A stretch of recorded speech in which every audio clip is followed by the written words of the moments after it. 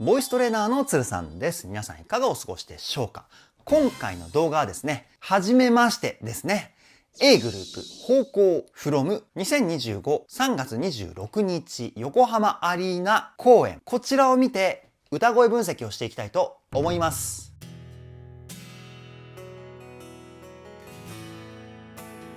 つるさんのボーカルルーム。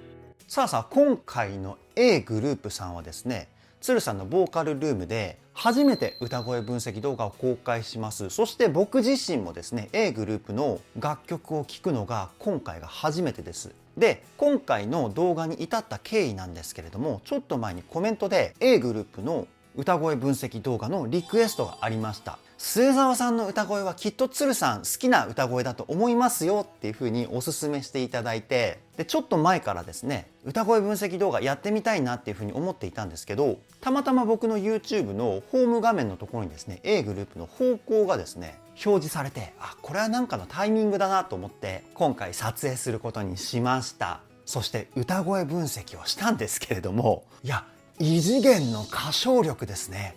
音域はめちゃくちゃ広いし、いろんなテクニックを使っているし、いろんな表現を使っている。本当に素晴らしい歌声でした。こういった部分をどこよりも丁寧に、そして細かくをテーマに歌声分析しておりますので、ぜひ動画の最後までお付き合いよろしくお願いします。そして A グループのですね歌声分析動画、今後も定期的に公開していきたいなというふうに思っております。動画の最後にもこの辺触れてはいるんですけれども、ぜひ皆さんの中で A グループのおすすめ曲あったらコメントで教えてください。つるさんのボーカルルーム、こちらのチャンネルは私つるさんが現在気になっているアーティストの魅力をボイストレーナー目線で伝えるリアクション動画と歌声分析動画をメインで公開しているチャンネルです。今の話を聞いて気になった方はぜひチャンネル登録高評価よろしくお願いします。それでは早速 A グループ方向歌声分析 GO!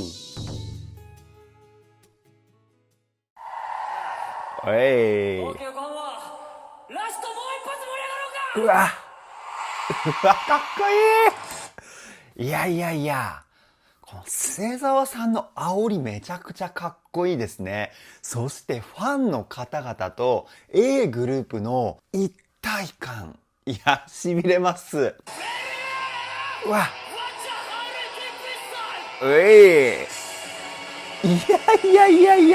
めちゃくちゃロックなんですね。これは続きの展開が気になります。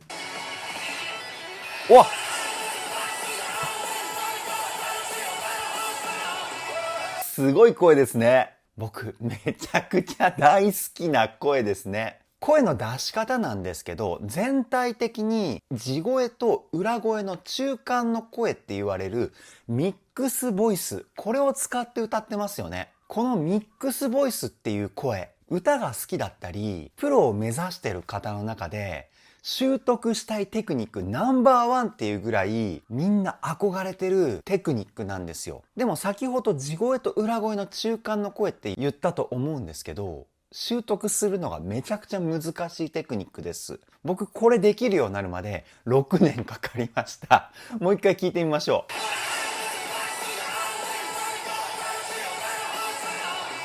素晴らしいですね。ミックスボイスを出してる時の声の感覚としては、鼻に声を入れるイメージで高い声を歌う。こういう感じかな。細かく言うともっと繊細な声のコントロールが必要だったりするんですけど、一番特徴的なのは先ほど言った鼻に声を入れる。この感覚で歌うことだと思います。次いきますよ。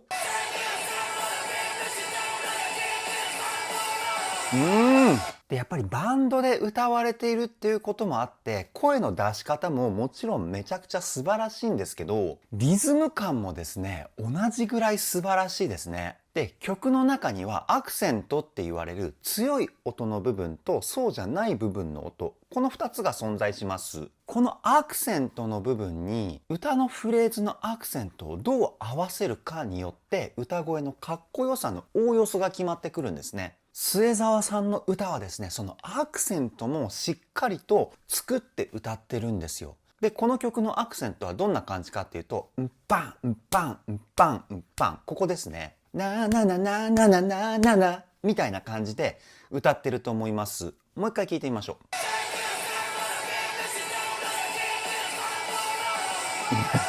超かっこいいですね。いやー、リクエストありがとうございます。A グループを知ることができて嬉しいです。次いきますよ。わっ、息が長いですね。普通だったら今歌ったところの中間ぐらいで息継ぎが入っていてもいいんですけど、今は息継ぎなしでこの長いフレーズ歌っていました。そして声全体的にビリビリとしたような雰囲気があると思うんですけど、これシャウトボイスっていうテクニックを使ってます。シャウトボイスっていうのは、ここに仮声帯っていう器官があるんですね。咳払いをするときに動く器官です。これですね。で、って言った時にこの辺がビリビリっていう風に振動を感じると思うんですよ。この振動をですね、声に乗せながら歌う。これがシャウトボイスですね。もう一回聞いてみましょう。ほらほら。すごいね。ライブだと動き回りながら歌うじゃないですか。息もね、多少は上がると思うんですよ。それにもかかわらず、この長いフレーズを歌う肺活量、素晴らしい。次いきますよ。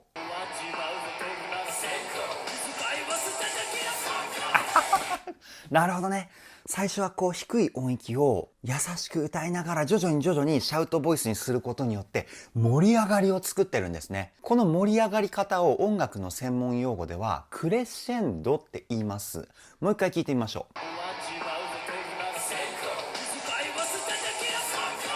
う。かっこよ。いや、こんなバリバリロックなボーカリストだとは最初ね、思っていなかったので、びっくりしてます。僕、ロック大好きなんですよね。いや、本当にコメントでいただいたように、僕の大好きな歌声です。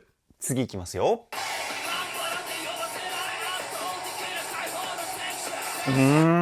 そして声の存在感がすごいですよね。歌って上手い下手っていうのももちろん大事なんですけど、それ以上に声が持つ存在感、ここが一番大事かなっていうふうに僕は思っています。人の耳を引きつけるパワーを持った声っていうかね。末澤さんの声は存在感ものすごいですね。もう一回聞いてみましょ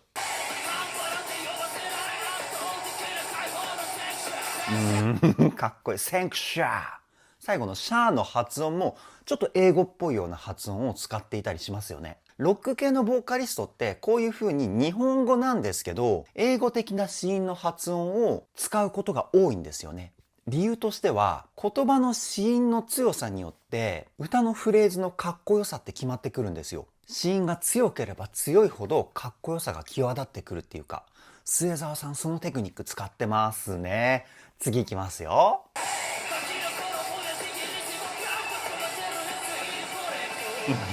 素晴らしい。で、声の響きのバランスについて説明しようと思うんですけど、声っていうのは3つの代表的な声を響かせるポイントをどういった割合で響かせるかによっておおよそが決まってくるんですね。一つは肺の中の空間、胸腔共鳴。ここの部分は声の太さだったり、声の音の厚さ、この辺をコントロールします。で、もう一つが口の中の口腔共鳴。この辺は言葉の輪郭をはっきりさせたり、あとは口の大きさによって声量のコントロール、こういった役割を持ってます。で、3つ目がですね、鼻の中の鼻腔共鳴。この辺は主に声の音色、この辺のコントロールですね。あとは声質とは関係ないんですけど、高い声を出すときに鼻に声を入れる感じで歌うと、先ほどのミックスボイスの時にちょっと説明しましたけど、高音が出しやすくなります。こういった3つの声を響かせるポイントをどういう風にブレンドするかによって声って決まってくるんですけど、末澤さんはですね、鼻の鼻腔共鳴と口の口腔共鳴、この2つを中心に声質作りをしてますね。で、少しだけ胸の胸腔共鳴の響きをプラスしてるような。割合としては5対3対2、こんな感じの割合かなっていうふうに思います。もう一回聞いてみましょう。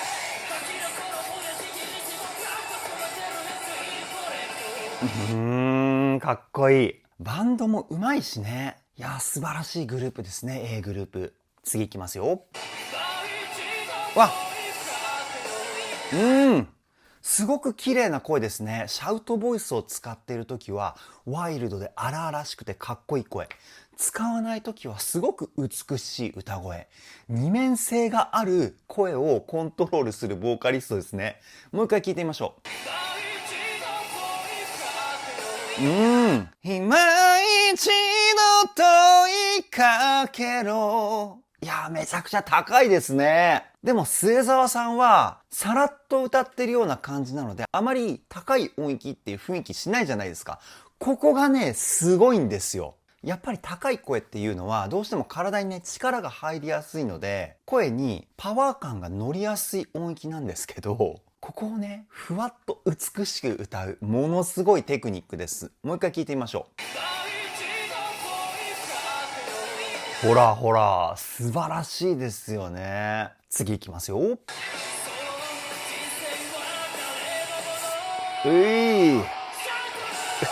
かっこいい。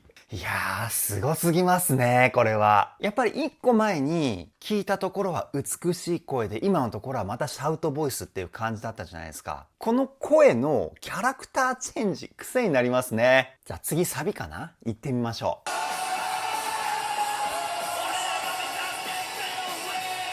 なるほどね。コーラスが入ってから追っかけで末澤さんがメインメロディーを歌うみたいな流れか。いやー、いいですね。O のところはファンの方々も一緒にこう歌ってんのかな？すごくライブで盛り上がれる曲ですね。超かっこいい。次いきますよ。うわいや、コーラスの音域もめちゃくちゃ高いですよね。末澤さんの歌の音域に合わせた作りになってるから、自然とやっぱり高くなっちゃうのか。いや、これカラオケとかで歌うの相当大変ですね。でも女性の方々はちょうどいいぐらいの音域なのかな？もう一回聞いてみましょうか。ほら。かっこいい。すいません、さっきからテンションが上がってかっこいいとしか言ってないですね。いや、初見でこのインパクトを感じれるってものすごいことだと思うんですよ、僕。一発で好きになっちゃう魅力たっぷりですよね。いやー、知ることができてよかった。次いきますよ。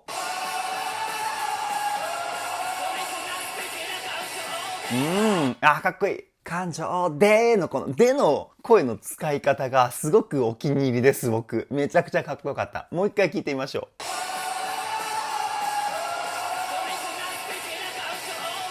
う。ほら、でっていう風に、あえてちょっと音程を外してるんですよね。ここがね、味があって、ものすごくかっこいい。ジャズとか R&B ではそうやってあえて音を外すテクニックってあるんですよね。ブルーノートって言ったりするんですけど、あえてちょっと低い音を狙うんですよ。で、その外れた雰囲気が逆におしゃれに聞こえるっていうね。その音の使い方を今、末澤さんやったんじゃないかなっていうふうに思います。超かっこいい。次いきますよ。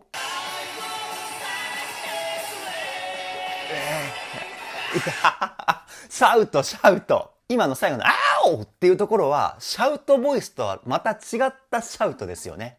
こう本当に叫んでいるかのようなテクニックなんですけど、ビーズの稲葉さんとかがよく使うテクニックかな。そう、僕はもともと音楽をやり始めたのは、ビーズの稲葉さんに憧れて音楽をやったので、本当にね、末澤さんの歌い方と声、めちゃくちゃ好きです。音域も広くて、声も素晴らしい。最高ですね。次いきますよ。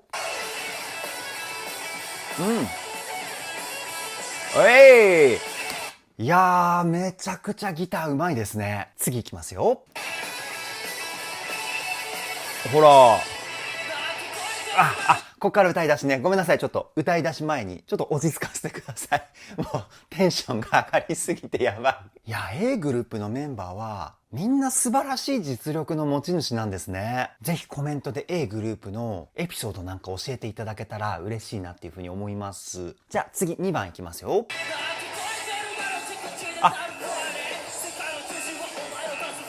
ここでちょっとメロラップっぽい感じですよね。で、テンポもハーフテンポって言って、今までのテンポの半分になっているポイントなんですよね。こう全体の雰囲気をずっしりと感じれるポイント。ここもかっこいいですね。もう一回聞いてみましょう。いいね。ラップまでいけちゃうんですね。才能の塊ですね。次いきますよ。うわうわこの幅広い音域やばいですね。ものすごい低音を歌ったかと思いきや、後半はものすごいハイトーン。この音幅ものすごいですよね。3オクターブぐらいあるんじゃないですかね。このオクターブっていう用語はですね、ドレミファソラシドの下のドと上のド、この音関係で1オクターブです。なのでさっき末澤さんが歌った音域3オクターブって言ったじゃないですか。だからドレミファソラシドの音幅3つ分っていうことです。ものすごい音域コントロールですね。もう一回聞いてみましょう。ほら、低い。ほらわからんぞのあたりとかものすごい高いですもんね。いや、これはね、やばすぎますね。次いきますよ。うわ、かっこいい。最初のシャウトボイスがですね、ものすごく荒々しい感じが出ていたんですよね。ここかっこいいですね。で、シャウトボイスっていうのも、ここの先ほど言った仮声帯をどのぐらい使うかによって、ビリビリした音色を増やすか減らすかっていうのもできるんですけど、仮声帯のコントロールこそ難しいんですよね。難しいにもかかわらず、末澤さんはそのコントロールまでやって、今のところ歌ってるんですよ。もう一回聞いてみましょう。ほら。最初でものすごい激しいシャウトボイスを使って、後半はシャウトボイスを解除したような感じで歌ってんのかな。いやー、素晴らしいですね。次いきますよ。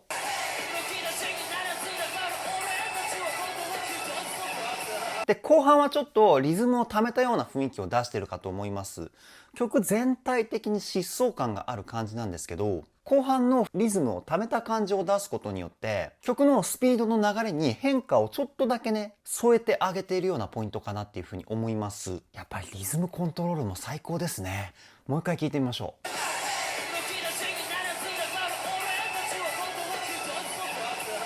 今の一つのファクターのところ、ここでちょっとリズム溜めてるんですよね。いや、ものすごい細かいところまで作り込んだ歌ですね。素晴らしい。次いきますよ。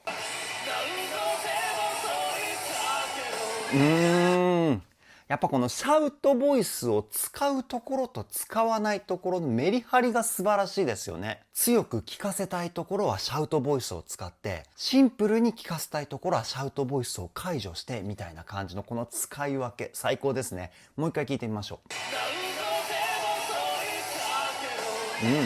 何度でもはシャウトボイスで歌って、問いかけろはシャウトボイス解除みたいな感じでした。最高ですね。次いきますよ。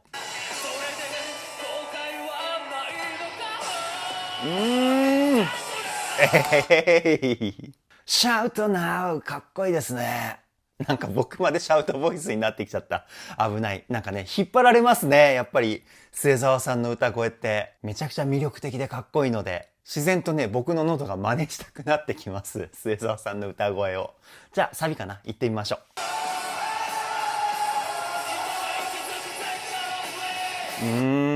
で、サビの歌い方だったり声なんですけど、A メロ、B メロに比べると、ものすごくシンプルな感じで歌ってるんですよね。でもこのシンプルさが、歌声だったりフレーズに強いメッセージ性を乗せているんじゃないかなっていうふうに思います。歌の感情がこうダイレクトに伝わってくるっていうか、もう一回聞いてみましょう。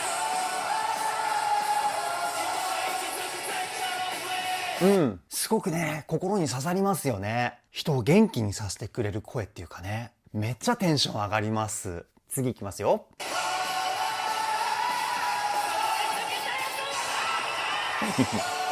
高い。ものすごく高い。完璧にミックスボイスですね、この辺は。で、ここから話す内容は僕のあくまで推測なんですけど、末澤さんは普段喋る時からミックスボイスなんじゃないかなっていうふうに思うんですよね。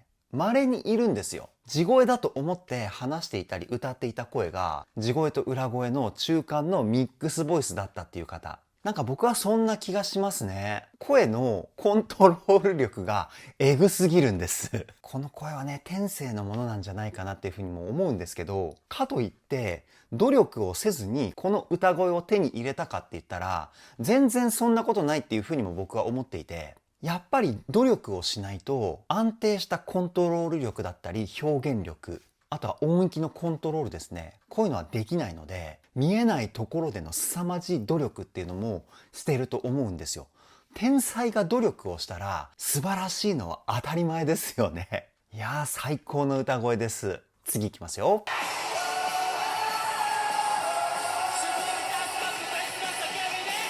ほら、すごい安定感のある聞きやすい歌声ですよね。言ってしまえば静と動を両方持ってる声っていうか、静かなところだったり聞かせたいところはものすごく安心できる声で歌ってくれるし、激しさだったりかっこよさを表現したいところはもうとことんかっこいい声を表現してくれるっていうね。無敵の歌声じゃないですかね。次いきますよ。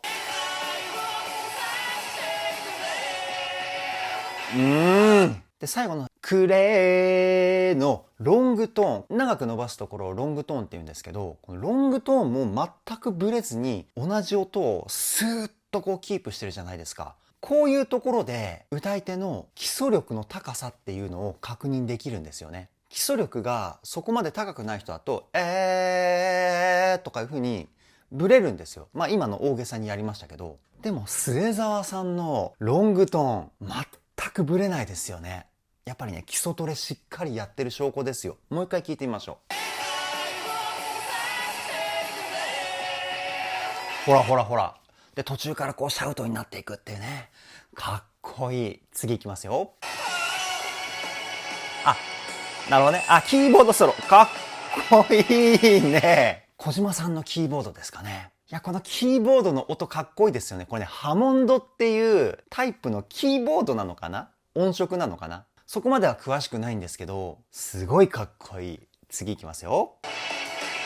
うわ、激しい。あ、なるほどね。各メンバーのソロがやってくるわけか。で、次はギターの正門さんのギターソロ。聞いていきましょう。あ、いいね。綺麗な音ですよね。やっぱりギターってこの綺麗に音を出すまでが大変なんですよね。こう弦を押さえる指と右手でこうピックで弦を弾くタイミングっていうのがぴったり合わないと綺麗に出ないんですよね。音が。で、これ簡単なように聞こえるかもしれないんですけど、ものすごく綺麗な音を出すにはすごく練習しなきゃいけないんですよね。この弦を押さえるタイミングとピックで弦を弾くタイミング。で、指の動きが速くなればなるほど、そのタイミングを取るのがすごく難しくなってくるので、そういった楽器も基礎的な練習っていうのをしっかりやらないと綺麗な音出すことができないんですけど、めちゃくちゃいい音ですよね。続きいきますよ。ほら、うまっ。あ、いい。あ、いい音を使ってましたね、ベース。リチャードさんですよね。テレビでね、見たことがあります。指弾きなんですね。ベースっていうのは先ほど言ったピックって言われる三角形のプラスチックのアイテムを使って弾く場合と、指でこう弾くタイプのですね、2つのプレイスタイルがあるんですよね。リチャードさんは指ですね。海外にミスタービッグっていうバンドがいて、そのベーシストのビリー・シーンっていう方がですね、指弾きで有名なベーシストだったりするんですけど、一時期ビーズのサポートでベースを弾いていた方ですね。20年ぐらい前かな。で、音もですね、歪みって言われる、先ほどシャウトボイスの時に言ったような、ビリビリしたような音を使ってますよね。かっこいい。次いきますよ。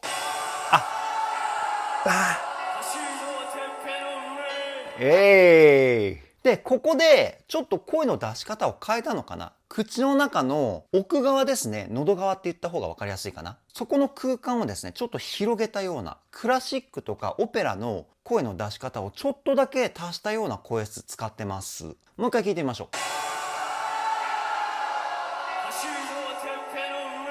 う。うえーみたいな、こんなニュアンスかなっていうふうに思います。口の奥とか喉とかそういった空間をですね、広げれば広げるほど歌的にはいいっていうふうにされています。で、これを限界まで広げた状態がクラシックとかオペラの声なんですけど、でもロックとかポップスとかはそこまで広げる声ってあまり使わないので、ちょっとニュアンスを足すみたいな使い方はよくされます。今のポイントはそういうポイントかなっていうふうに思います。次いきますよ。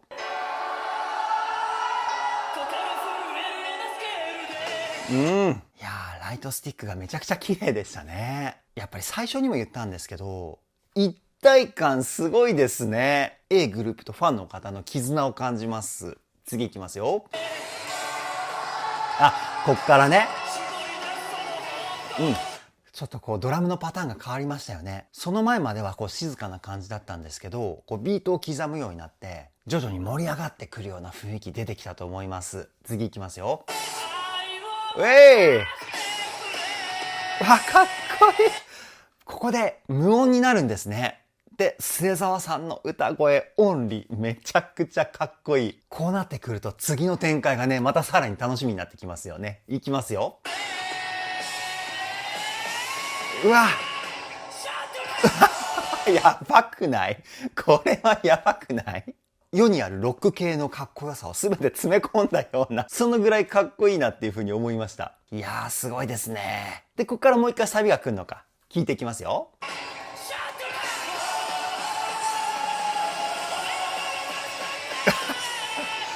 最後の大サビはメロディーラインが変わるんだ。で、さらに音域が上がる。どこまで出せるんだろう、高い声、末澤さんは。やばいですよね。次いきますよ。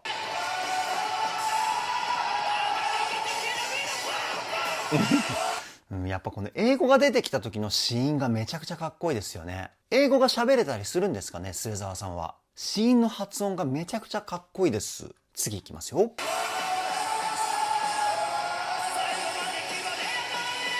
やっぱこの声の抜け感が素晴らしいですね。曲の最後にして一番の声の抜け感が出ているかなと思います。声の抜け感っていうのは、通りのいい声っていう風なイメージですね。すごく通りのいい声を使ってるっていうか、これ素晴らしいですね。もう一回聞いてみましょう。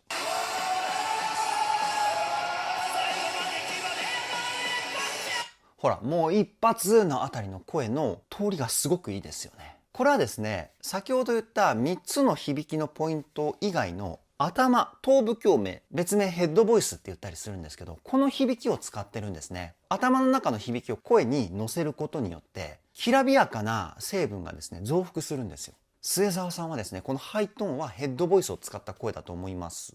次いきますよ。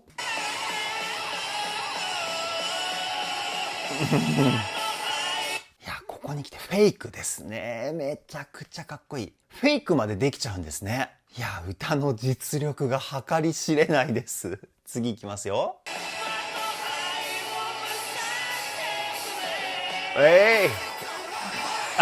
かっこいいね。もうすべてにおいてかっこいいですよね。で、こっからアウトロなのかな？いきますね。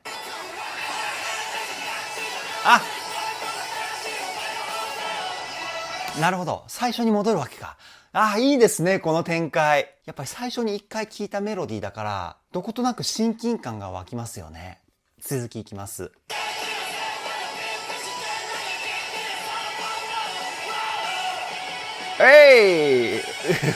かっこいい作業。ててれててててて、ギターのフレーズがね、めちゃくちゃかっこいい。で、あと8秒ぐらいあるんで、最後まで見ていきます。い